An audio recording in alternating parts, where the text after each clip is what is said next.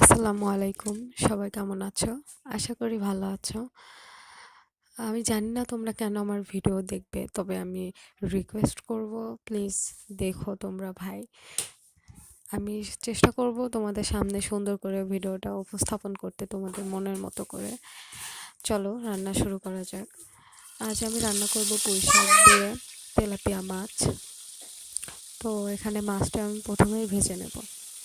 তো ভাজতে ভাজতে চলো তোমাদের সাথে গল্প করা যাক। তোমরা কে কোথা থেকে ভিডিওটা দেখছো প্লিজ কমেন্ট করে আমাকে জানাবে। আর ভালো লাগলে ভিডিওগুলি অবশ্যই সাবস্ক্রাইব করে পাশে থাকবে। আমি চেষ্টা করব তোমাদের মনের মতো করে ভিডিওটা বানাতে। তোমরা কি ভিডিও পছন্দ করো আমাকে কমেন্ট করে জানাতে পারো। এখানে মাছটা প্রায় এক সাইড হয়ে গেছে, তাই আমি উল্টে দিচ্ছি।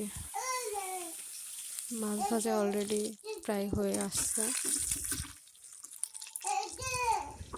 তো আমি মাছটা ভাজা হয়ে গেলে এখন তুলে নিচ্ছি। মাছটা তুলে নেওয়া শেষ হয়ে গেছে। এখানে আমি মশলা বেটে সব কিছু রেডি করে রাখছি এবং এটা তেলে দিয়ে দিচ্ছি। মশলাটা এখন আমি কষাই নিব। মশলাটা কষানো হয়ে গেলে আমি এখানে পানি দিয়ে আবার মশলাটা কষাই নেব, যাতে কাঁচা মশলার গন্ধটা না থাকে। এখানে আমি ভাজি করার জন্য ফুলকপি আর আলু কেটে নিয়েছি, কারণ এক তরকারি দিয়ে খাওয়া হয় না, তাই না বলো? তোমরা কে আজকে সকালে কি রান্না করছো কমেন্ট করে জানিয়ে দিও। মশলাটা অনেকটাই কষানো হয়ে এসেছে, আর একটু তেল ছাড়লেই এখানে আমি পুঁইয়ের শাকটা দিয়ে দিব। এখানে আমি পুঁইয়ের শাকের সাথে আলু দিয়েছি।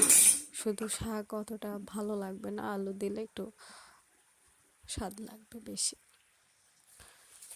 তো এখানে আমি একবার উল্টে পাল্টে দিয়েছি। পুঁই শাকটা কেমন জানো, এটা সেদ্ধ হয়ে গেলে একেবারেই অল্পটুকু হয়ে যায়, মানে শাক জিনিসটা শুকিয়ে গেলে অল্প হয়ে যায় আর কি।